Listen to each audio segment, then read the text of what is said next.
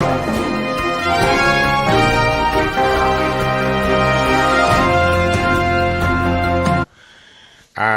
don't want to sound pessimistic, but I'd like to hope that 2024 will have good tidings.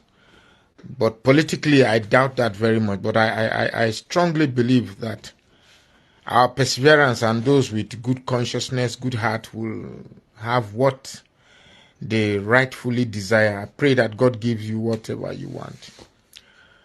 But I want to make this video, but let me start by saying this.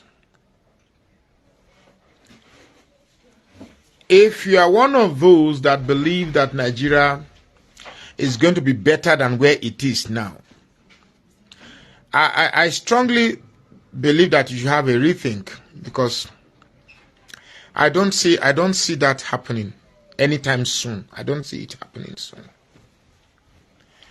And that is because, for some reason, I think a lot,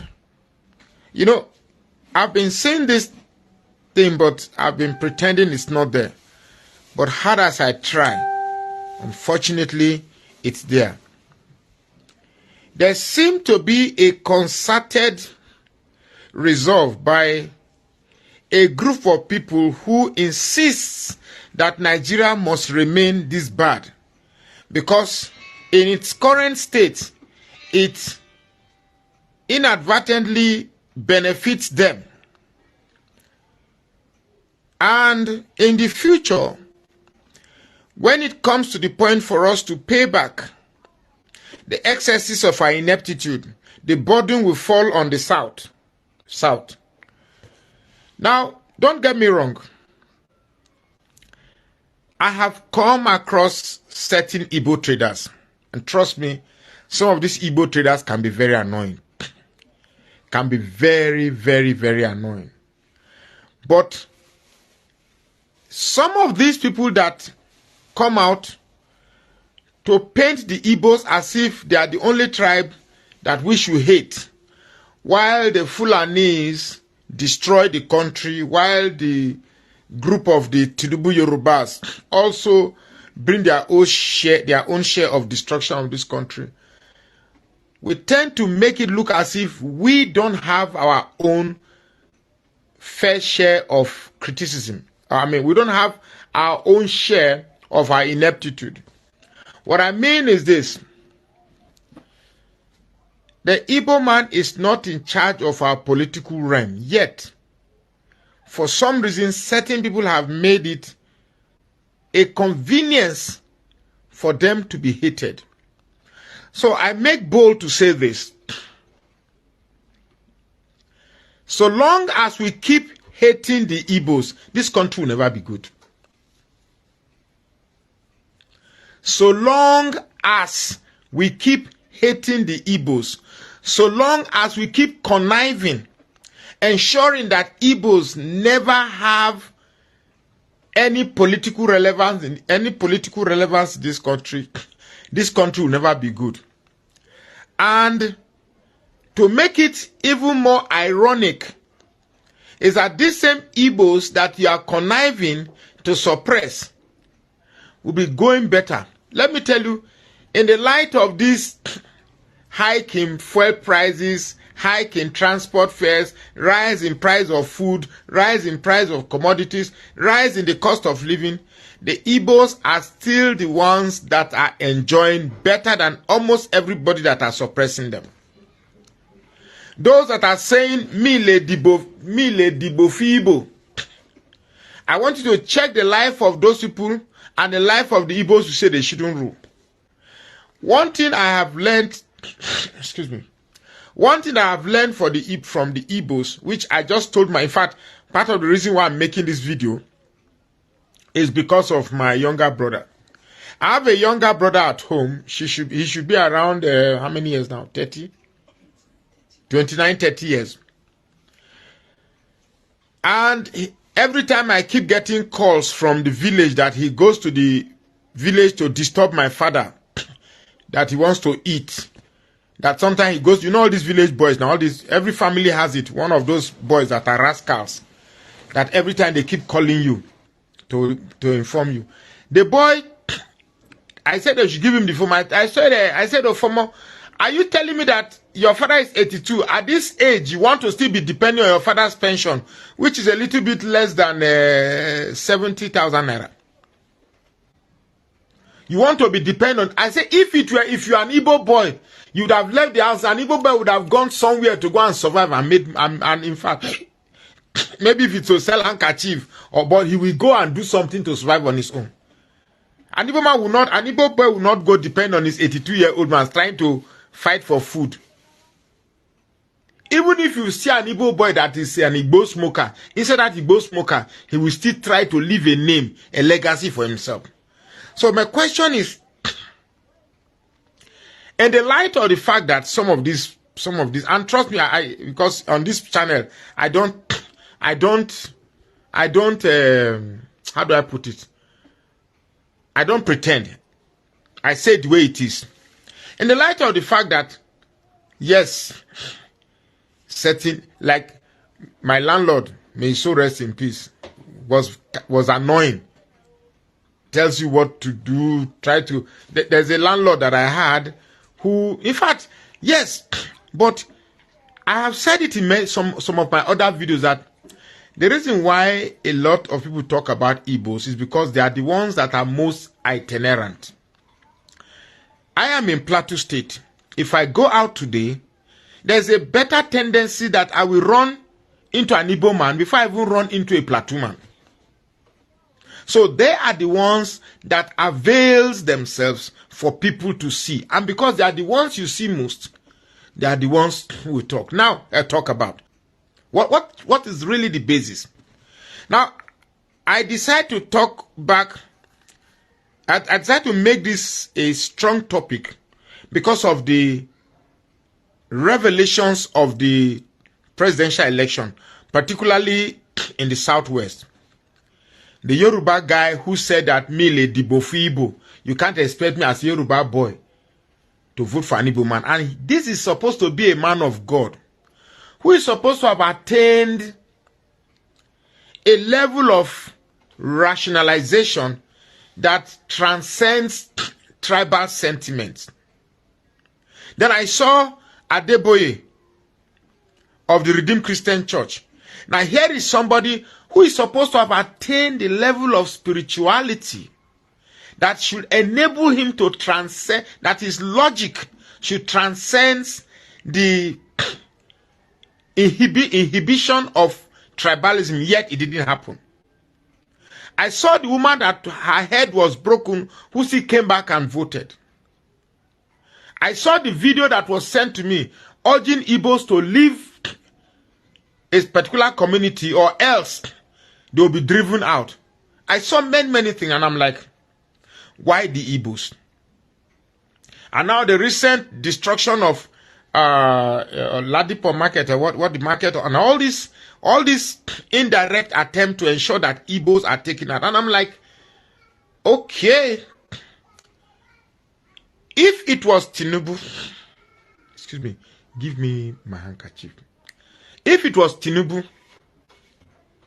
that Peter Obi did what Tinubu did by buying up INEC, buying up judiciary, and ensuring that an obvious winner like Tinubu was deprived from becoming the president, do you ordinarily think that we will be in peace by now? Now, it so happened that anytime these cabals, or if you want to refer them that way, come to do this shenanigan, it so happened that it is the nicest of all Southerners that are there. Take what? An example is what they did to Goodluck Jonathan, who made the phone call and said that his political ambition is not worth the blood of a single Nigerian, and it went. Now Peter Obi, if Peter Obi had said his supporters should go on the street, there would have been chaos by now. And for me, it is the fact that they are underestimating the reaction of us in the South, and the fact that we are incapable, or so they think, that we are incapable of Please, Ndubuisi, I'm not. Don't get me. Is this the problem? I've made it clear that I am not a Biafran and I don't support Biafra. If you mention Biafra again, I'll block you. Please. Anytime we want to talk something reasonable, you bring Biafra inside. You not divert me and start talking about Biafra. So let me talk about this thing. This is where you don't. I'm talking something favorable to you. So if you to keep quiet and listen, you're bringing Biafra. The whole concept of Biafra has been destroyed. Forget it. Your Nnamdi Kanu and Simon Ekpa have destroyed it. The Biafra concept is very, very unsellable. In fact, the agenda behind Biafra is worse than the agenda in Nigeria. But let me not talk about it. Let me not deviate. So Peter Obi came. Now he has allowed things to go. Question now is, we are big and strong enough to take Nigeria. We are big and strong enough. This Nigeria is our own. Nigeria is what it is today because of what is taken from our land to develop this country. The North is what it is today because of the money that they share every year, every month that comes from my land. So Nigeria belongs to me. But because we don't have that mentality of owning this country, that's why this Biafra thing is like a mental blockade of seeing your strength. Let me tell you the truth, whether you like it or not, you need Nigeria more. You cannot spend so much to develop Lagos, so much to develop Abuja. Then you say split Nigeria because you have your own hidden agenda that you want to become a king because you couldn't be a king in Nigeria. Okay, I will try as much as possible to ignore this our Biafra proponent that have suddenly surfaced. Please, I don't want to talk about Biafra. Really, I don't want to talk about it. But every time I talk about Nigeria and I bring the Igbos inside, some misguided miscreant will always force this issue of Biafra inside. And I'm the last person you should be selling Biafra to. Divide Nigeria how? Into Biafra and Southwest and this thing. Let me tell you, we are not ready. Forget, Biafra is a concept that is not ready yet. Biafra is not a concept that is ready. And then those championing Biafra, they are like kids. I have seen that their mentality is so small that you're doing things as if you don't know. Okay, let's take Simon Ekpa, for instance. You have already designed a state. You have already designed a country and have created states. Ugele, I'll talk about that concern me. Asaba State, Ugele State, and Warri State. Who did you confront? Who did you meet? What is the blueprint of how we will exist? How are we going to form our military? How are we going to form our military? How will the rights of the minorities in that place be protected? Where is the blueprint? Nothing. Oh, the only thing you show us minorities that Nigeria is not going to work again. Nigeria is not going to work again. Yes, of course, we agree. All you show me is Nigeria is not going to work again. We agree Nigeria is not going to work again. We agree Nigeria is a failed state. We agree. Nigeria is corrupt. We agree. But you've not shown me a blueprint that suggests Biafra will be better than Nigeria. Already, from the snippets that you have showed to me, am I going to be in a Biafra where some group of youths who are not in government will just rise up one day and say they declare sit at home, and they become stronger than the government of the day and enforces people? Whether I'm from the, because you sit at home, whether you are a Yoruba man living in the east, you must obey it. Whether you are an Yoruba man living in the east, you must obey it. That is a country that Biafra has never come on. Look at the power that they are getting above people. Biafra has not come yet. Anybody that asks a question, you insult him. You threaten the person. You cry, you say freedom. Do you even know what freedom is? I keep asking the question. Freedom from what? You want to be free from the Fulanis, that your population is more than them. The population of Igbos is more than the Fulanis. Population of the Igbos is more than Fulani. Yeah, you want to be free from Fulanis. Just because you don't have your acts right, does not mean your wailing and crying will make any sense to anybody. You want to be free from people that you are more educated than. You want to be free from people that God has blessed you more than. You have more money than the Fulanis. You are more exposed than the Fulanis. You have traveled more than the Fulanis. Yet you want to be free from them. My brother, go and set your brain. You don't know what you are saying. Because you have an agenda. You have an agenda behind what you are asking. If not, haba. Nigerians gave the Igbo man one of the biggest chance for us to understand you. Nigerians. For the first time in the history of Nigeria, nobody looked at Igbo as Inyamiri. Everybody believed it was the time for Igbo man to rule this country. But what did your political leaders do? Name me one political leader that came to support Peter Obi. At the time that we decided that Peter Obi should become president, that was when Soludo decided he has to prove to Cabal that he is against Peter Obi. That was when Ojuzo Kalo decided that it is him or nothing. That was when Nnamani came. You forgot. Have you forgotten so only thing you show us minorities that Nigeria is not going to work again. Nigeria is not going to work again. Yes, of course, we agree. All you show me is Nigeria is not going to work again. We agree Nigeria is not going to work again. We agree Nigeria is a failed state. We agree. Nigeria is corrupt. We agree. But you've not shown me a blueprint that suggests Biafra will be better than Nigeria. Already, from the snippets that you have showed to me, am I going to be in a Biafra where some group of youths who are not in government will just rise up one day and say they declare it at home, and they become stronger than the government of the day and enforces people? Whether I'm from the, because you sit at home, whether you are a Yoruba man living in the east, you must obey it. Whether you are an Yoruba man living in the east, you must obey it. That is a country that Biafra has never come on. Look at the power that they are getting above people. Biafra has not come yet. Anybody that asks a question, you insult him. You threaten the person.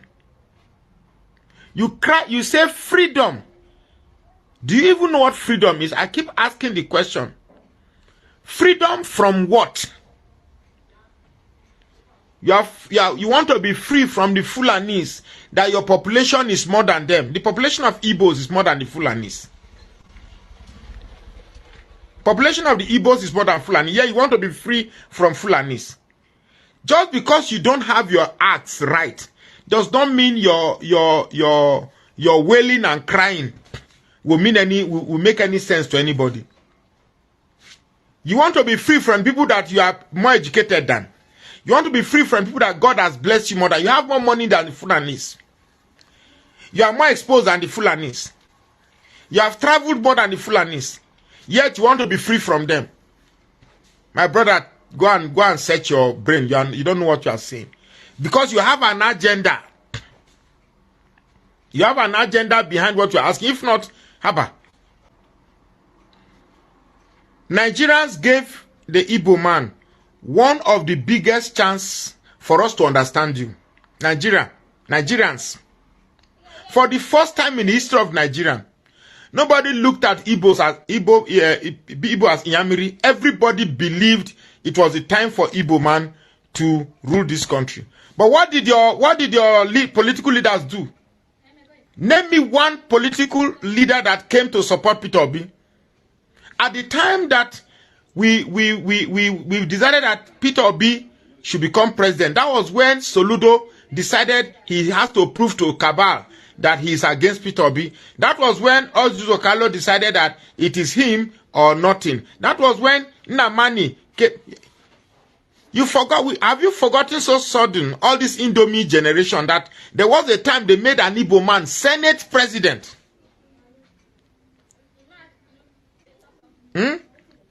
Senate president during Obasanjo. What happened? I remember my father in those days would say, hey, because my back, I mean, that's, I bet Muna put for make us down, watch this Igbo made a entertain me. Because every day is about who will become the leader of the Senate. He must come from Anambra. He must come from Enugu. He must come from Nnewi. He must come from this thing. Now, so they fight in one tenor. Since the history of this country, since the history of anywhere in the world, that we had 5 senators in one tenor. In 4 years, 5 senators. Because you people couldn't agree that so long as Chubo Kadibo is there and he's an Igbo man, he's an Igbo man that is there. It must not matter where he comes from.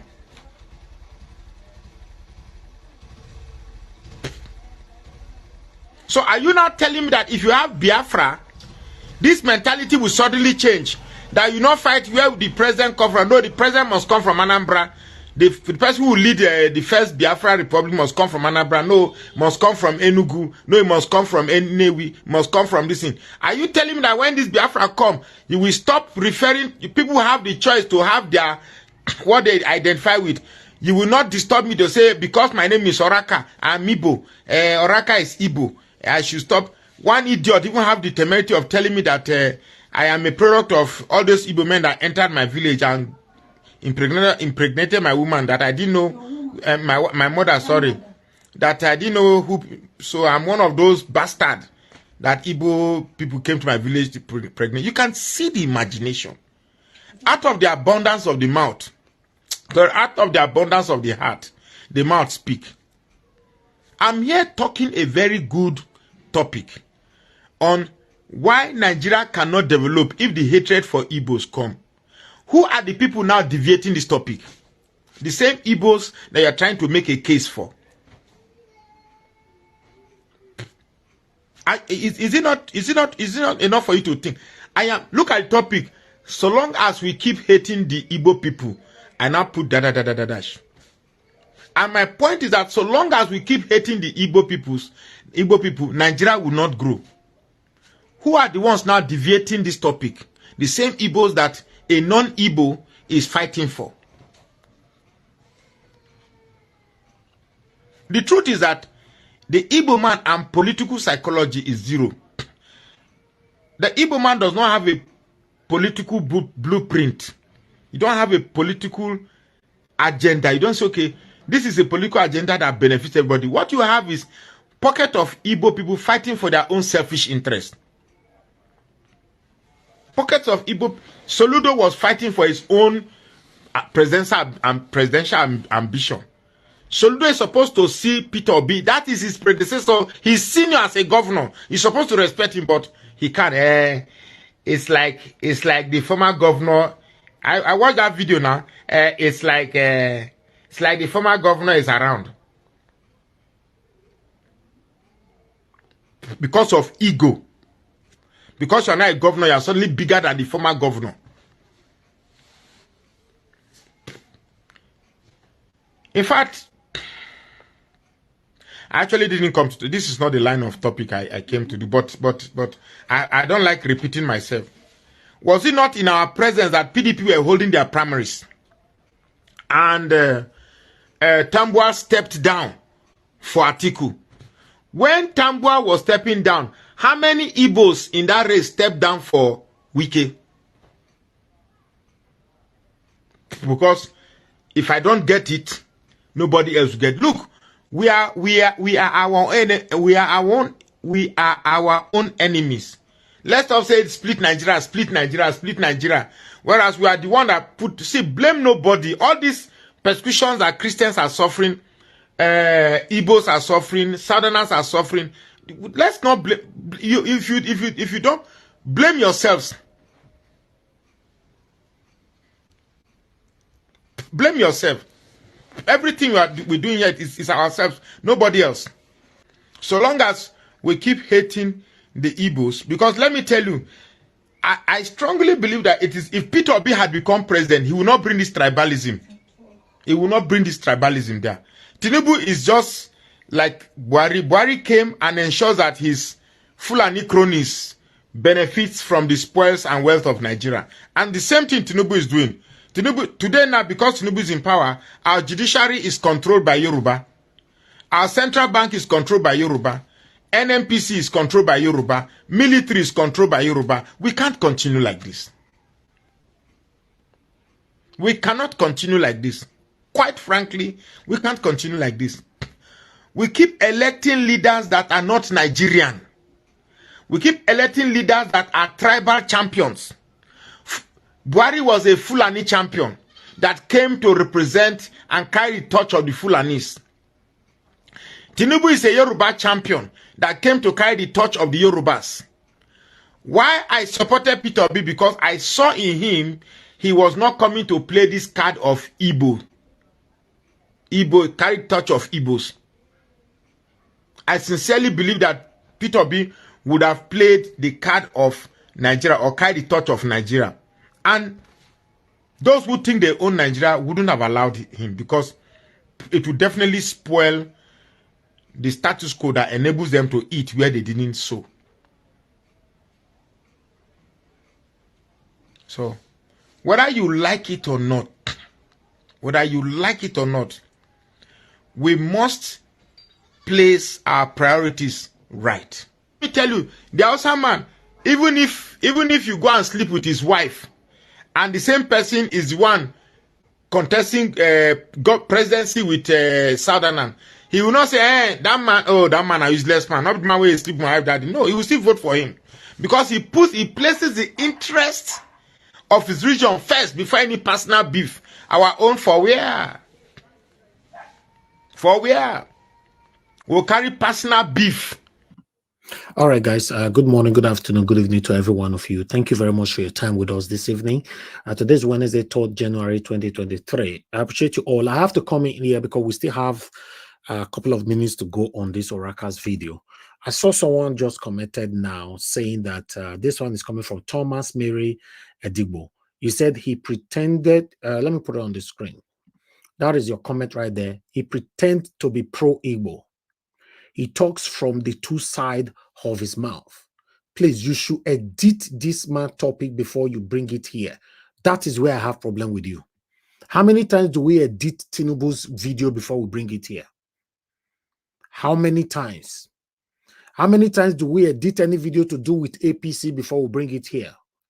How many times do we edit any video to do with the Yorubas before we bring it here? How many times do we edit a video to do with the Edo people, most especially my governor, Godwin Obaseki and Oshomole? You see, why can't sometimes just quiet, close your mouth? Close your mouth and allow criticism to penetrate you. This is the problem that you guys, most of you, gave to Mr. Peter Obi today. Because you don't want to be criticized, but you want to criticize others. Many of you are the biggest problem of the good Igbo people. I should edit it. I should sit down and I'll be looking for the dot side. Okay, be like, so I cannot talk well for Igbo people. Might could remove them. Okay, might do this one. We don't edit here. I want to see this kind of comment someday. Somebody telling me that, oh, you should have edited this Tinubu's video first. I want to see that. I don't understand. You must fall on how people describe you to be. Some of you Igbo people are a disgrace to the good Igbo people. The same way with my old Edo people or Yoruba, every tribes is like that. We have disgraceful ones amongst us. But it's very sad when you showcase yourself, expose yourself in the public space. I should have edited the part. You want me to bring the part that will be more suitable to you, right? The one that will make you smile, the one that will make you mock Tinubu, the one that will make you mock Edo man, the one that will make you mock Yoruba man, the one that will make you mock the Fulani men. But now, listen, in case you're not aware, I'm not sure how long you'll be following us here. On this platform, we don't practice sentimentalism here. We say things how it is. Even though it's me, I said something here yesterday. A lot of people that I hold in high esteem, they disagreed with me. This is what we do on this platform. Don't come here to practice something else. Let's move on, my people. I appreciate every one of you. Played the card of Nigeria or carried the torch of Nigeria. And those who think they own Nigeria wouldn't have allowed him, because it would definitely spoil the status quo that enables them to eat where they didn't sow. So, whether you like it or not, we must place our priorities right. Let me tell you, the Hausa man, even if you go and sleep with his wife, and the same person is the one contesting presidency with Southern, he will not say, that man a useless man, not the man where he sleep with my wife, daddy. No, he will still vote for him, because he places the interest of his region first before any personal beef. Our own for where? For where? We'll carry personal beef. Your own personal beef will put them ahead of the interests of the state, ahead of the interests of religion, of the region. Don't say we have our own quarrel. The fact that we have our own quarrel in the region, and Wike is now because among all the candidates there, Wike has a better chance to become the presidential flag bearer. You keep your beef aside. That's what the Northerners do. They keep their beef aside. Their personal beef, they put it aside. Then put what will benefit the region first. When we get there, we can continue our personal beef. But we don't do that. We are not like that. The truth is that I will never. I can only point out where the Northerners are cheating us. When it comes to blaming, I would definitely blame us. I will continue to blame us. I will blame us 1,000 times if I will blame one single Hausa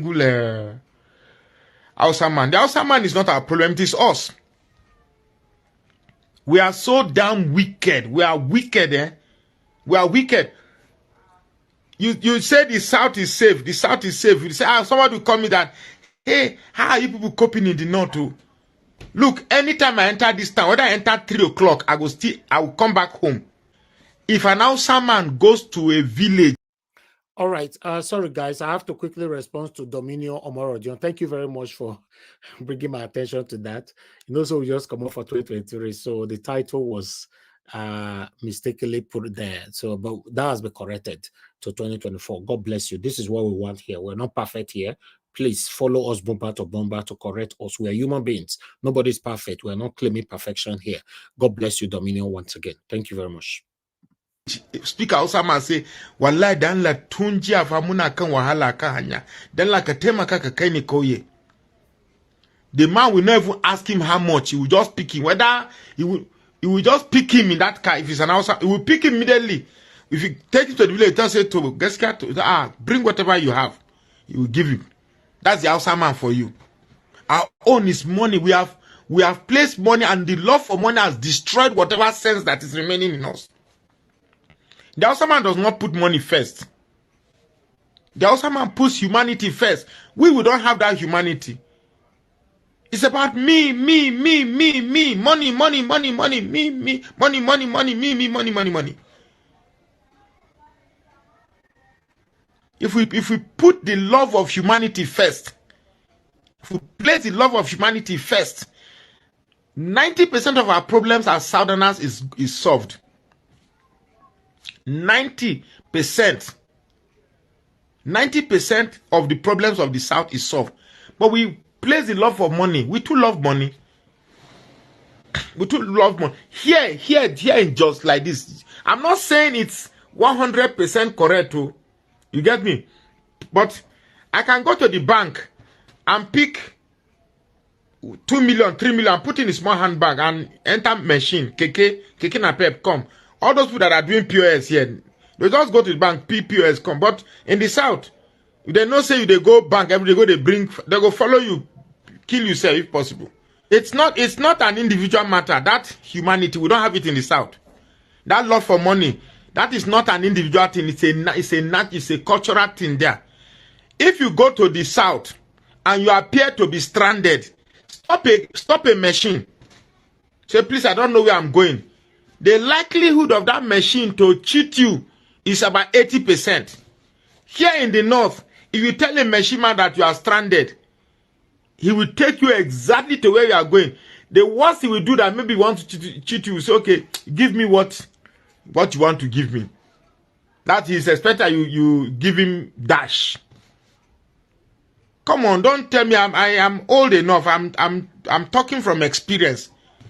I'm approaching 60, so I've been to both places. I'm making comparison. I'm a very proud Southerner. Very, very proud Southerner. I cannot place another man's region above my own. But that will not prevent me. That will not prevent me from saying the truth.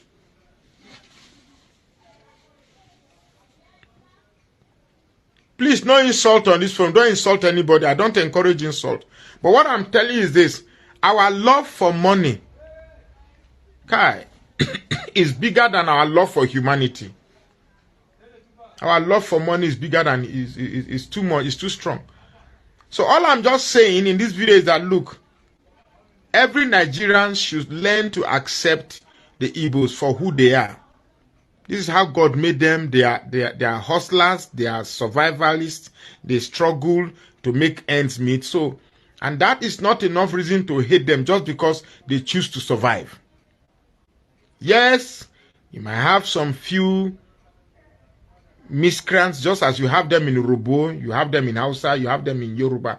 But it's not enough to single out a group of people and stereotype the entire race because of the inactions or actions of a certain few miscreants.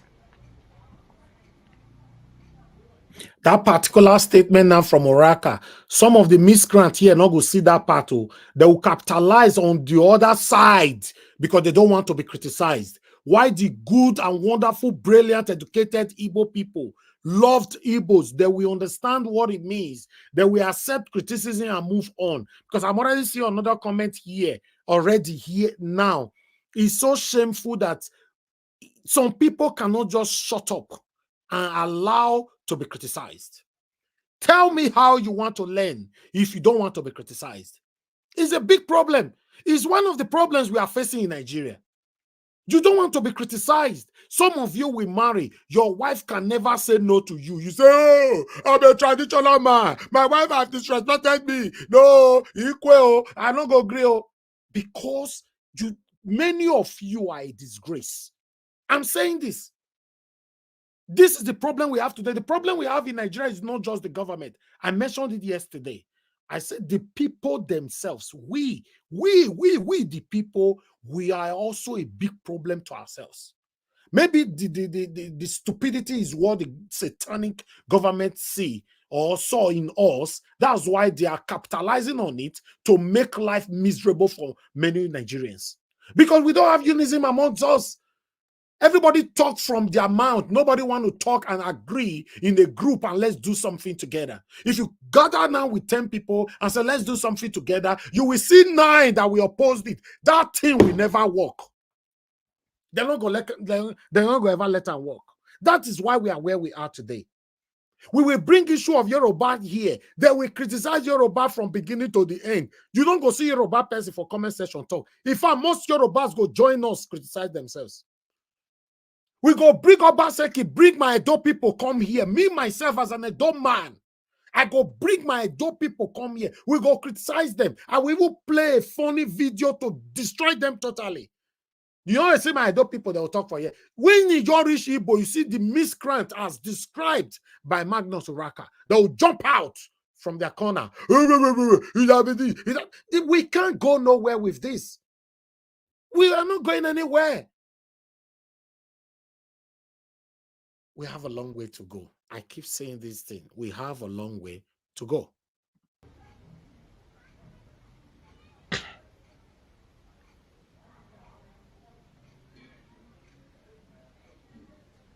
KJ Okolo, it's not about playing life with your own people. You see, politics is about alliances. Politics is about alliances.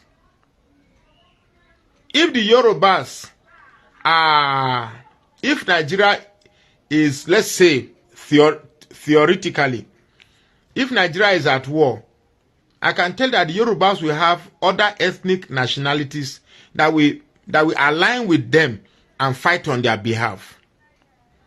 If there is fight in the north, I can tell that there are other non-Fulani or non-Hausa ethnic nationalities that will fight alongside the Fulanis.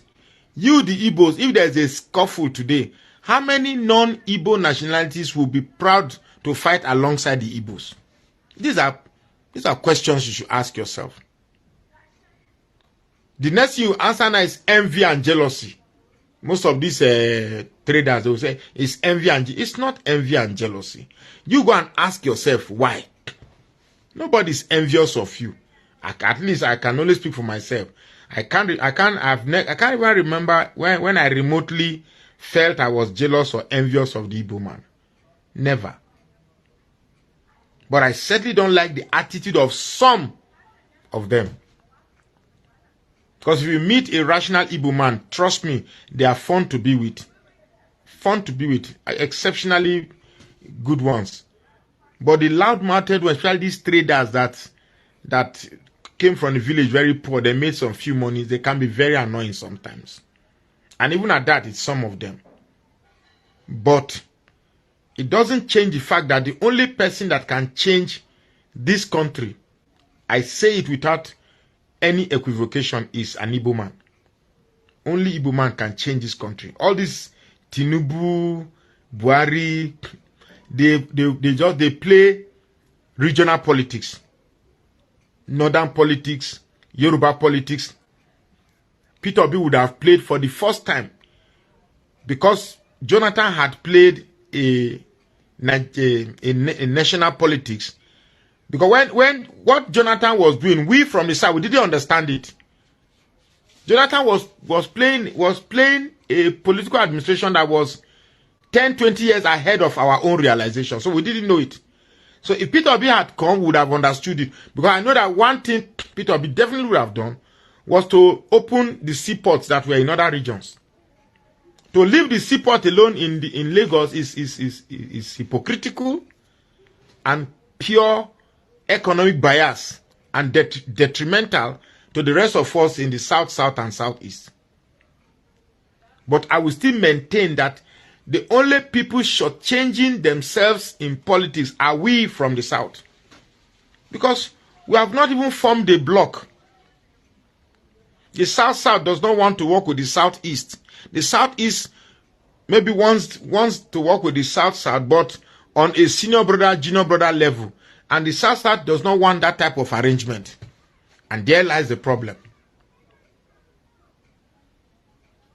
So, I am not somebody who will always say what will please you. I'm not wired that way. I'm also not Igbophobic. I don't hate Igbos for sure. But I will say it the way I see it. I could be wrong anyway, but that's how I see it. Well, I've said so much. Thank you very much for watching. You've been a wonderful audience. Please follow this page and share this post now. All right. Thank you very much, my people. I appreciate every one of you right there. Thanks for your time with us. Good morning, good afternoon, good evening to every one of you once again. Before we move on to others, I'm going to be posting out a link soon, and I'm going to be acknowledging some of you on the comment section. Thank you very much, my wonderful people. Papa Guy, thank you very much. I like people that can see things holistically. You said this man doesn't hate Igbos. You know, then there's another comment there just now from one... I saw it from somebody. Maybe I lost you right there already. Okay. Ja is good. He said, Oga Elvis, make una leave Igbo alone. Igbo this, Igbo that. Please, Ja is this. I will be looking forward to the day you will tell us to leave Tinubu alone. Then I'll know you are fair. I can't wait for that. I will be looking forward the day you will tell us to leave Edo man alone if I bring them here. I can't wait for that. There was an Edo man that went to Arise the other day that want to become a governor in Edo State, governorship aspirant. We finished him on this platform. I will be looking forward the day you will come here to say, please leave Edo man alone. I don't just understand.